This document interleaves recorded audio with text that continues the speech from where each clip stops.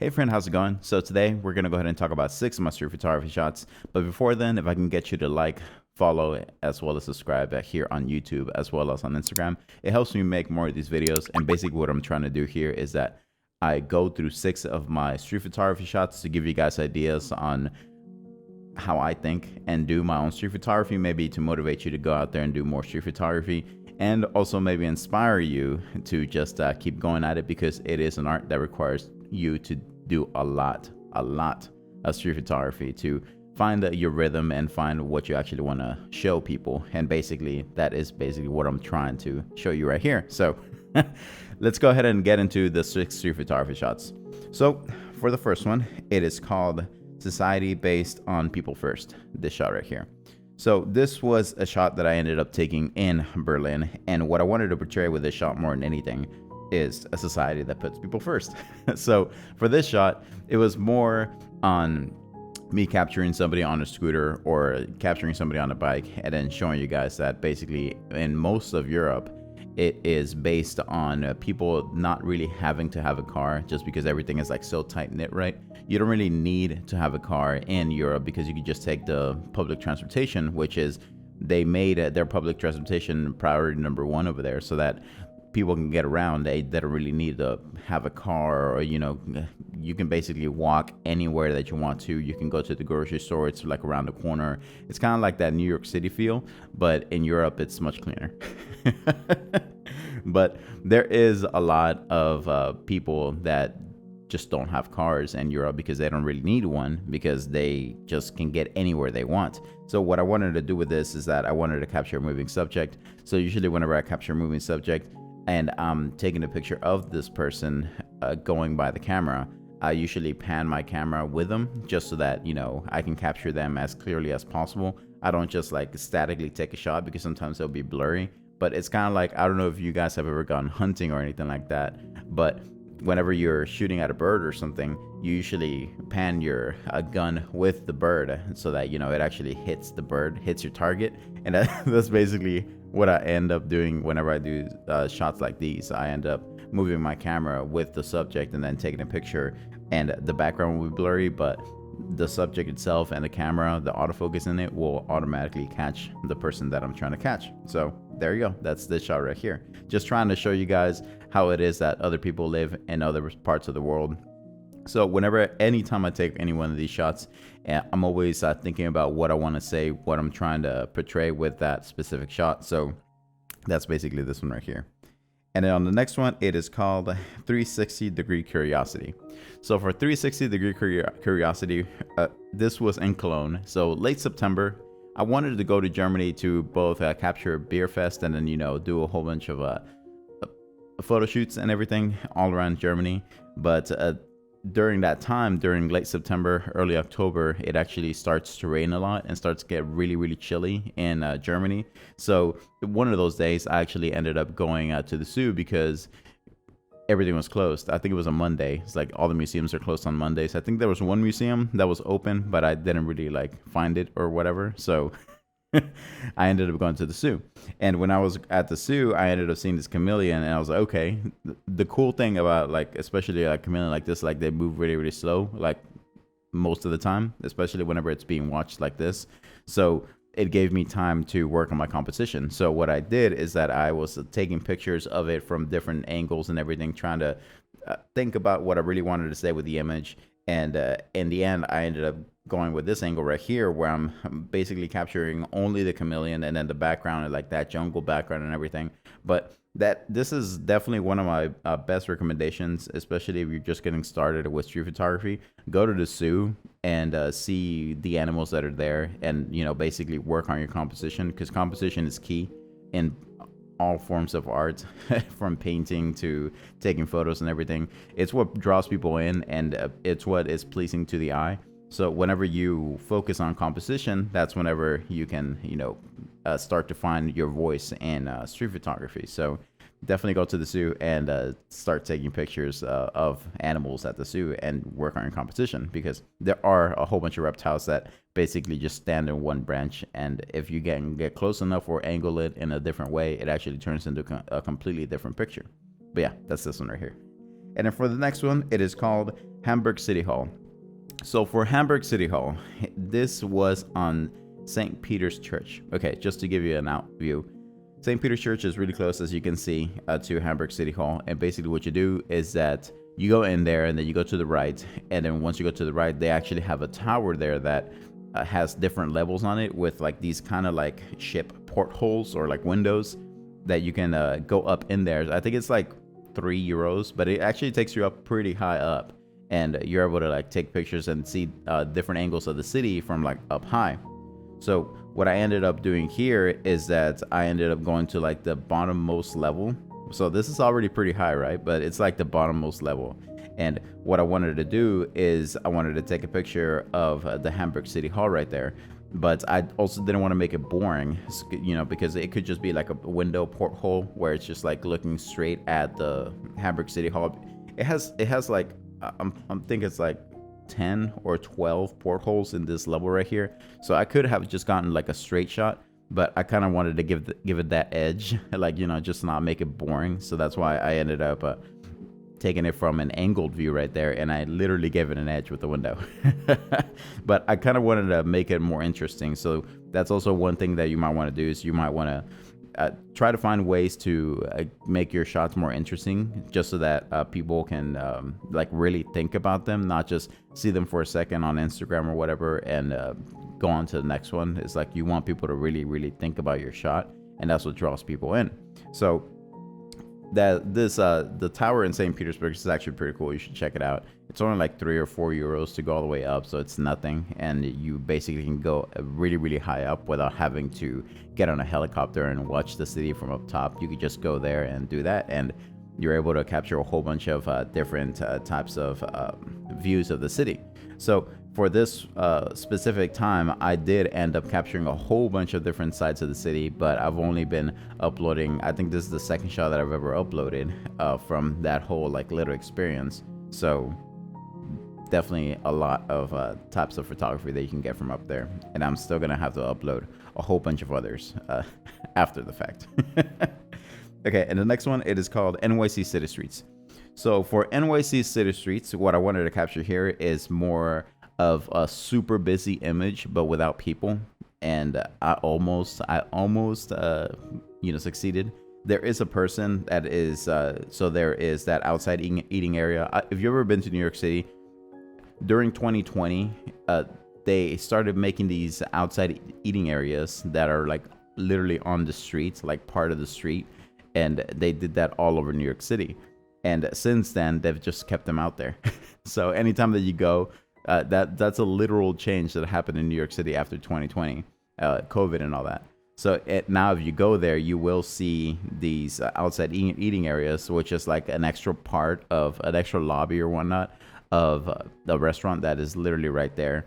So I'm getting off the topic, but what I'm saying is that between that outside eating area and that one on the right, there's a person right there. But basically what I was wanting to capture is that skyscraper in the very back. It had some clouds going through it that just looked really hazy. But then whenever I was looking at it, I was looking straight at that actual building. But then I basically took my vision back and I was like, wait, I can capture all of this. And it's just like, it gives you like that feel of like I'm in New York City, right? Like if you're walking through New York City and you're crossing the street at that specific spot, this is what you're going to see.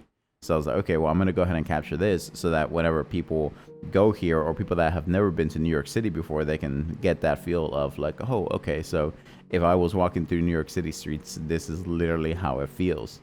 And that's basically what I'm trying to do with a lot of my shots, is that I try to capture and take people, not capture people, but like try to capture specific places and stuff like that, and like take people to these places with my photos, so that whenever they look at my profile, they can like literally go to these places like by memory, by, you know, seeing the picture, by experiencing the picture.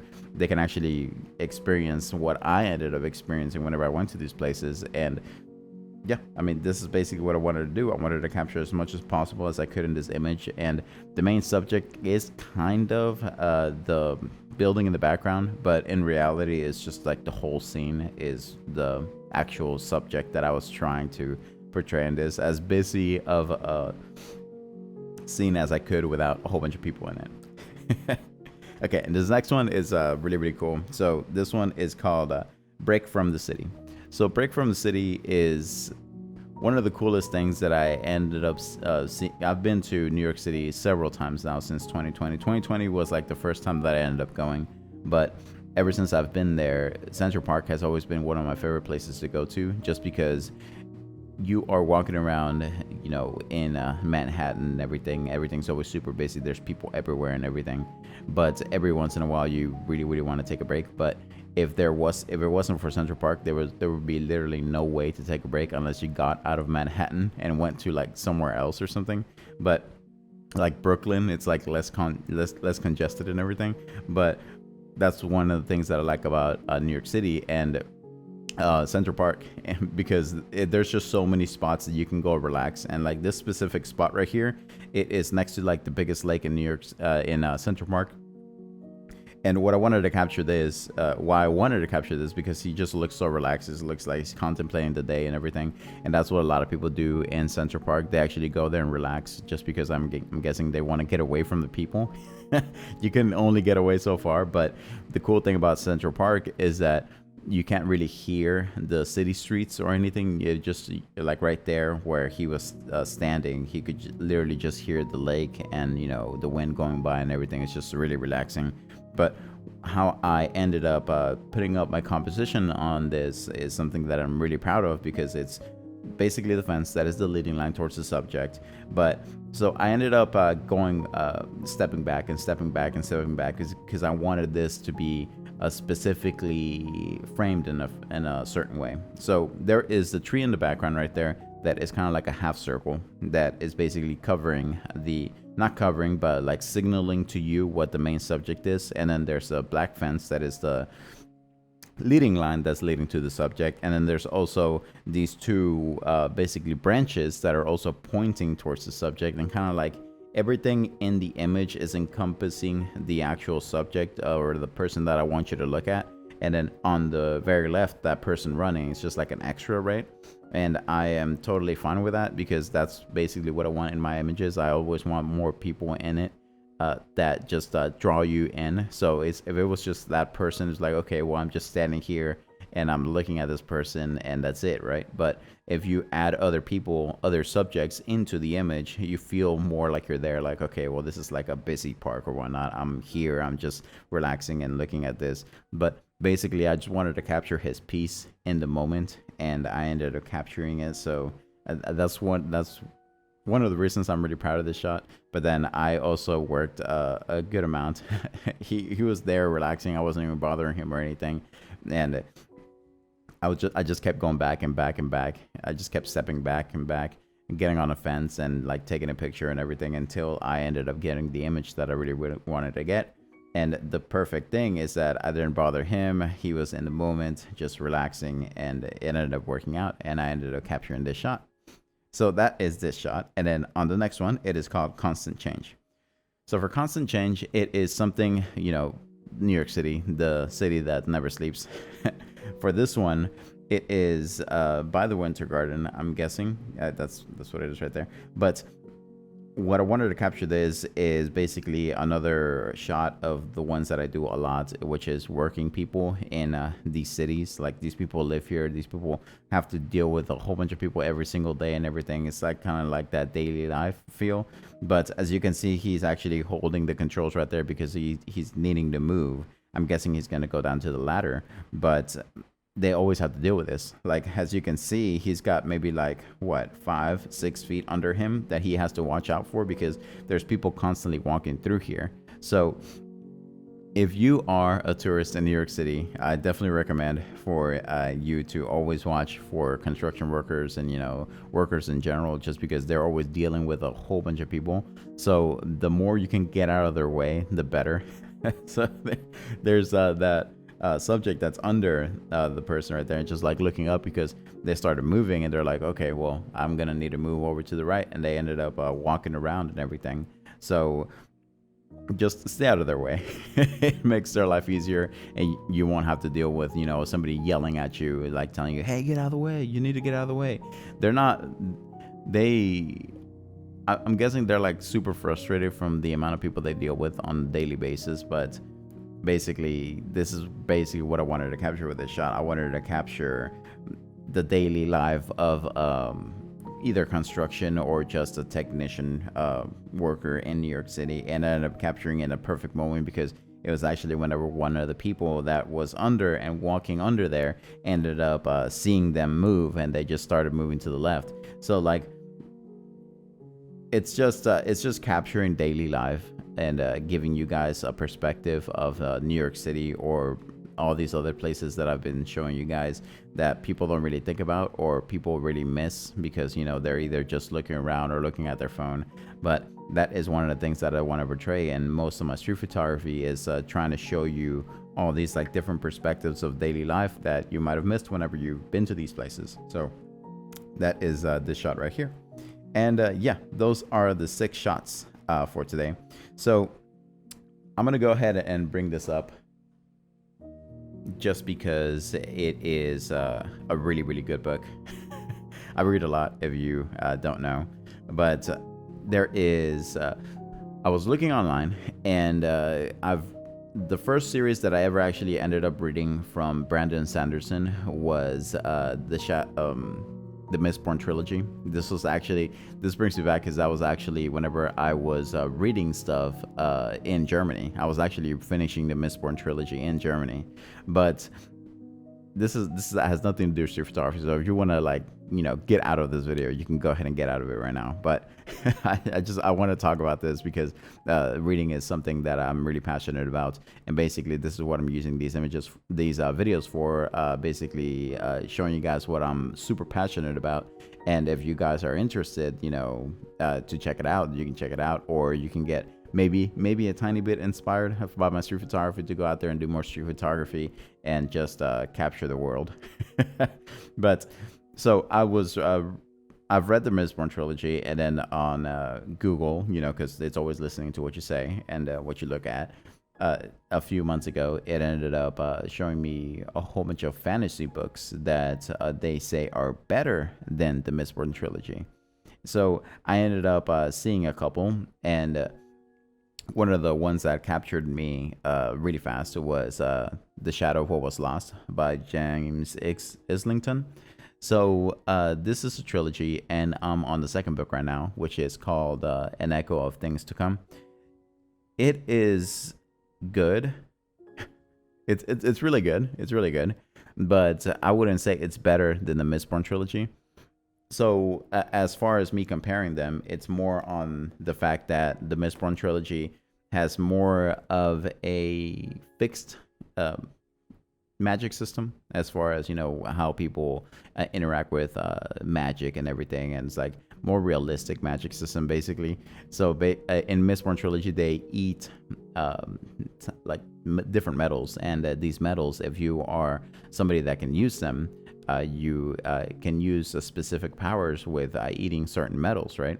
But in this one, it's more based on essence and con, which is like their two types of energy that they can use to go around and go on their adventures and everything. I'm not going to reveal anything because it's such a good book, but it's not as fixed because there is like a whole bunch of broad types of abilities. Like sometimes you have this ability, sometimes you don't, sometimes you can be this, sometimes you can't, and it's just like very broad, very some people are stronger at this, some people are not as strong at this. But whenever it comes to the Mistborn trilogy and that type of magic system, it's more fixed.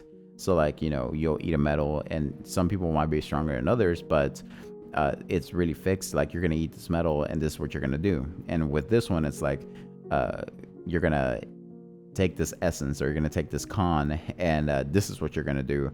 But you might not be able to do this, even though you have the same magic system. So it's not as I keep saying, it's not as fixed as the Mistborn trilogy, so I'm not going to say it's as good as the Mistborn trilogy, but it's definitely really, really good. So I would definitely go ahead and check it out.